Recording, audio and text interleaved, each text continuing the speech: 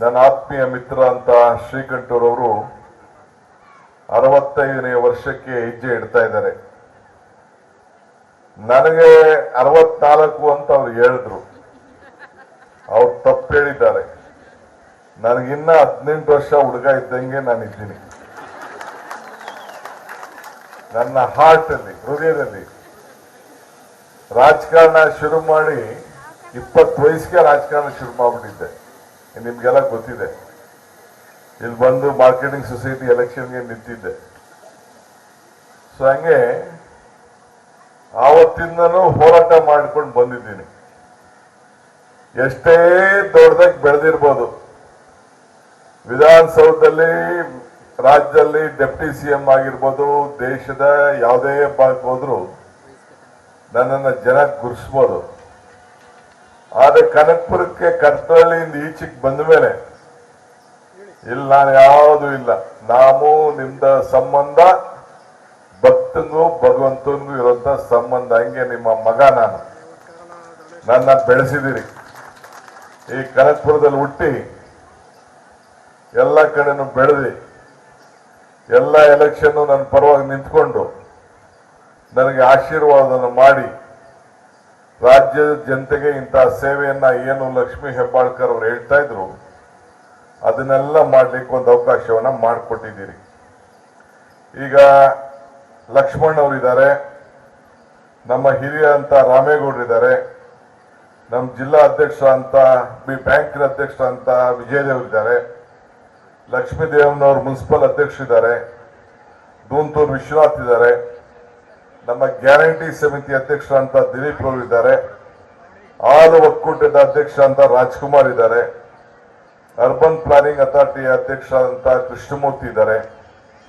ಇನ್ನ ಬಹಳ ಹೆಣ್ಮಕ್ಳಿದ್ದಾರೆ. ನಮ್ಮ ಫುಡ್ ಕಮಿಷನ್ ಮೆಂಬರು ರೋಹಿಣಿ ಪ್ರಿಯಾಯರ್ ಇದ್ದಾರೆ. ಇನ್ನ ಬಹಳ ಜನ ಎಲ್ಲ ಇದ್ದಾರೆ. ಎಲ್ಲರ ಹೆಸರು ನಾನು ತಗೊಳ್ಳಿಲ್ಲ, ಕ್ಷಮಿಸ್ಬೇಕು ರಾಮು. ಅದೇಗೆ ಬಹಳ ಜನ, ಶ್ರೀಕಂಠ ಅವರ ಬೀಗರು ಸುರೇಶ್ ಅವರು, ಇನ್ನೆಲ್ಲ ಬಹಳ ಜನ, ಶ್ರೀಮತಿ ಶ್ರೀಕಂಠ ಅವರು ಕೂಡ ಇದ್ದಾರೆ.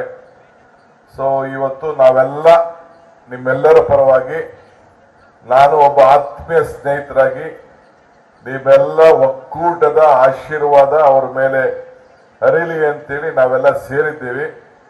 ಜ್ಯೋತಿನ ಹತ್ತಿಸ್ದೆ ಬಹಳ ಸಂತೋಷದಿಂದ, ಎಲ್ಲ ಒಗ್ಗಟ್ಟಿಂದ. ಒಂದು ಶ್ಲೋಕ ನನಗೆ ನೆನಪರ್ತಾ ಇದೆ. ಶುಭಂ ಕರೋತಿ ಕಲ್ಯಾಣಂ ಆರೋಗ್ಯಂ ಧನ ಸಂಪದಂ ಜ್ಞಾನಶಕ್ತಿ ಸ್ವರೂಪಸ್ಯ ದೀಪ ಜ್ಯೋತಿ ಪ್ರಕಾಶಿತ.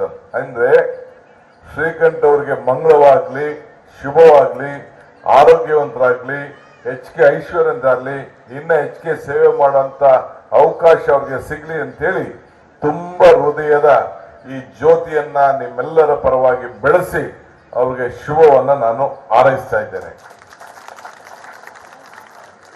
ಬಂಧುಗಳೇ, ಕನಕಾಂಬರಿ ನನ್ನ ಭಾಷೆ ನಿಮ್ಗೇನು ಲೆಕ್ಕಕ್ಕಿಲ್ಲ ಬಿಡಿ. ಎಲ್ಲ 40 ವರ್ಷದಿಂದ ಕೇಳಿದಿರಿ, 40 ವರ್ಷದಿಂದ ಕೇಳಿದಿರಿ. ಕನಕಾಂಬರಿ ಸಂಘದ ಇವತ್ತು ವಾರ್ಷಿಕೋತ್ಸವ ಮಹಾಸಮಾವೇಶ ಇವತ್ತು ನಡೀತಾ ಇದೆ. ಮಹಿಳಾ ಜಾಗೃತಿ ಸಮಾವೇಶ. ಶ್ರೀಕಂಠ ಅವರು ಬಂದು ನನಗೆ ಈ ಜವಾಬ್ದಾರಿನ ವಹಿಸ್ಕೊಳ್ಳಿ ಅಂತ ಹೇಳಿದ್ದು ನಿಜ. ಆವತ್ತು ನಾನು ಬೇಡ, ನನ್ನ ಕೇಳಿದೆಲ್ಲ ಟೈಮ್ ಇಲ್ಲ ನನಗೆ ಅಂತ ಅವತ್ತು ನಾನು ಒಪ್ಕೊಳಕ್ ಹೋಗಿಲ್ಲ. ಬಟ್ ಹುಷಾರಾಗಿರಿ ಅಂತ ಮಾತ್ರ ಹೇಳಿದೆ ಅವ್ರಿಗೆ. ಯಾಕೆಂದ್ರೆ ನನ್ಗೆ ಗೊತ್ತಿದೆ ಏನೇನು ಸಮಸ್ಯೆ ಅಂತ. ಹಿಂದೆ ಶ್ರೀ ಶಕ್ತಿ ಸಂಘಟನೆ ಮಾಡಿದವರೇ ನಾನು. ನನ್ನ ಸಹಕಾರ ಇಲಾಖೆ ಮಂತ್ರಿ ಇದ್ದಾಗ ಕೃಷ್ಣ ಅವ್ರ ಕಾಲದಲ್ಲಿ ಆಗ ಪ್ರಾರಂಭ ಮಾಡಿದವರು ನಾವು. ಆಗ ನಾನೇ ಅದನ್ನ ತಗೋಬೋದಾಯ್ತು. ನನ್ನ ಇಲಾಖೆಲೆ ನಮ್ಮ ಬ್ಯಾಂಕ್, DCC ಬ್ಯಾಂಕ್ಗಳನ್ನ ನಡೆಸ್ತಾ ಇದ್ರು. ಸೆಲ್ಫ್ ಹೆಲ್ಪ್ ಗ್ರೂಪ್ ಅಂತೇಳಿ ಸ್ವಸಹಾಯ ಗುಂಪುಗಳನ್ನ. ಅವತ್ತು ನಾನು ಬೇಡ ಅಂತೇಳಿ ಮೋಟಮ್ನವ್ರಿಗೆ ಕೃಷ್ಣ ಅವ್ರ ಕಾಲದಲ್ಲಿ ಜವಾಬ್ದಾರಿ ವಹಿಸಿ ಅದಕ್ಕೊಂದು ರಾಜ್ಯದಲ್ಲಿ ಒಂದು ಹೊಸ ರೂಪ ಕೊಟ್ಟರು. ಬಹಳ ಜನ ಲೀಡರ್ಗಳೆಲ್ಲ ಬೈದ್ರು, ನೀನು ಈ ಶ್ರೀಶಕ್ತಿ ಸಂಘ ಮಾಡಿಸ್ಬಿಟ್ಟು ಹೆಣ್ಮಕ್ಳು ಯಾರು ನಮ್ಮ ಕೈಗೆ ಸಿಗ್ತಾ ಇಲ್ಲ ನಮ್ಮ ಮನೆಗಳಲ್ಲಿ ಅಂತೇಳಿ ಬೇಕಾದಷ್ಟು ಏನೆಲ್ಲ ಬ್ಯಾಗ್ ಹಾಕೊಂಡು ಹೊರಟ್ಬಿಟ್ರು ಅಂತ ಅಂದ್ಬಿಟ್ಟು ಬೈದ್ರು ಲೀಡರ್ಗಳು. ಇರ್ಲಿ, ಪರವಾಗಿಲ್ಲ. ಹೆಣ್ಣು ಕುಟುಂಬದ ಕಣ್ಣು. ಹೆಣ್ಣಿಗೆ ಆರ್ಥಿಕವಾದಂತ ಶಕ್ತಿ ಕೊಡಬೇಕು. ಹೆಣ್ಣೇ ಶಿಕ್ಷಕಿ ಮನೆಯಲ್ಲಿ. ಸೊ ಅದಕ್ಕೆ ಹೆಣ್ಣು ಸರಿಯಾಗಿ ಆರೋಗ್ಯವಂತರಾಗಿದ್ರೆ ಇವತ್ತು ನಾವೆಲ್ಲ ಆರೋಗ್ಯವಂತರಾಗಿದ್ದಂಗೆ. ಈಗ ಯಾವ್ದಾದ್ರು ಒಂದು ಊರಿಗೆ ಹೋದ್ರೆ ಈಗ ಗ್ರಾಮ ದೇವತೆ ಅಂತ ಕೇಳ್ತೀವಿ, ಯಾವ್ದು ಒಂದು ಕೇಳ್ತೀವಿ. ಭೂಮಿ ಕರಿಬೇಕಾದ್ರೆ ಭೂತಾಯಿ ಅಂತ ಹೇಳ್ತೀವಿ ನಾವು. ವೆಂಕಟೇಶ್ವರನ ಕರಿಬೇಕಾದ್ರೆ ಲಕ್ಷ್ಮೀ ವೆಂಕಟೇಶ್ವರ ಅಂತೀವಿ. ಪರಮೇಶ್ವರನ ಕರಿಬೇಕಾದ್ರೆ ಪಾರ್ವತಿ ಪರಮೇಶ್ವರ ಅಂತ ಹೇಳ್ತೀವಿ.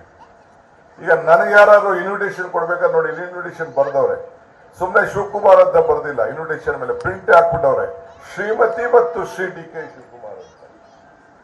ಕೊನೆಗೆ ಆಯ್ತಪ್ಪ, ಫಸ್ಟ್ ಹೆಣ್ಣಿಗೆ ಪ್ರಾಧಾನ್ಯತೆ, ಇದು ನಮ್ಮ ಸಂಸ್ಕೃತಿ.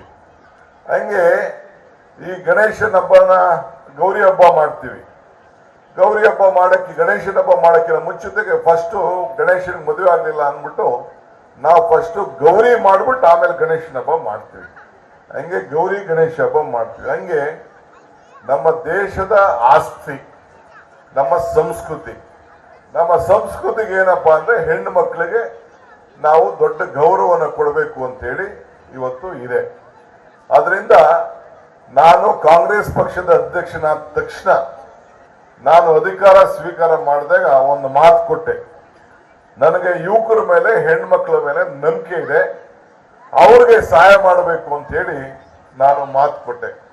ಆ ಪ್ರಕಾರ ಇವತ್ತು ಈ 5 ಗ್ಯಾರಂಟಿಗಳನ್ನ ಅನೌನ್ಸ್ ಮಾಡಿ, 5 ಗ್ಯಾರಂಟಿಗಳಲ್ಲಿ ನೀವು ಫಸ್ಟ್ ಈಗೇನ್ ನಾನು ದೀಪ ಹಚ್ಚಿದ್ನಲ್ಲ, ನಿಮ್ಮೆಲ್ಲರಿಗೂ ಕೂಡ 200 ಯೂನಿಟ್ ವರೆಗೂ ಫ್ರೀ ಕರೆಂಟ್ ಕೊಡಬೇಕು ಅಂತ ತೀರ್ಮಾನ ಮಾಡಿದೆ.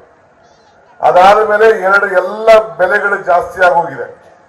ಅದೆಲ್ಲದಕ್ಕೂ ಕೂಡ ನಿಮ್ಗೆ ಗ್ಯಾಸ್ ಬೆಲೆ, ಎಣ್ಣೆ ಬೆಲೆ, ಸೀಮೆ ಎಣ್ಣೆ ಬೆಲೆ, ಸೋಪ್ ಬೆಲೆ, ಉಪ್ಪಿನ ಬೆಲೆ, ಬೇಳೆ ಬೆಲೆ ಎಲ್ಲ ಜಾಸ್ತಿ ಆಗೋಗಿದೆ ಅಂತ, ಅಡಿಗೆ ಎಣ್ಣೆ ಬೆಲೆ ಎಲ್ಲ ಜಾಸ್ತಿ ಆಗೋಗಿದೆ ಅಂತೇಳಿ ಸಹಾಯ ಮಾಡಬೇಕು ಅಂತೇಳಿ 2,000 ರೂಪಾಯಿನ ಅದಕ್ಕೆ ಗೃಹಲಕ್ಷ್ಮಿ, ಕರೆಂಟ್ಗೆ ಗೃಹ ಜ್ಯೋತಿ, ಹಂಗೆ ಆಮೇಲೆ ಹೆಣ್ಮಕ್ಳಿಗೆ ಉಚಿತವಾಗಿ ಹೋರಾಟ ಮಾಡಲಿ ಅಂತೇಳಿ ಫ್ರೀಯಾಗೆ 4-5 ಸಾವಿರಾರು ತಿಂಗಳಿಗೆ ಉಳಿಲಿ ಅಂದ್ಬಿಟ್ಟು ಫ್ರೀಯಾಗೆ ಬಸ್ಸು. ಇಡೀ ದೇಶದಲ್ಲಿ ಎಲ್ಲೂ ಇಲ್ಲ 10 kg ಅಕ್ಕಿ, 5 ಕಾರ್ಯಕ್ರಮ, ಯುವಕರಿಗೆ 3,000 ರೂಪಾಯಿ ದುಡ್ಡು. 150 ಸುದ್ದಿ, 120 ಇಂಪ್ಯಾಕ್ಟ್. ಸೂಪರ್ 3 ಇಲ್ಲೇ ಡ್ರಾ, ಇಲ್ಲೇ ಬಹುಮಾನ. ಮಾಧ್ಯಮ ಇತಿಹಾಸದಲ್ಲೇ ಮೊದಲು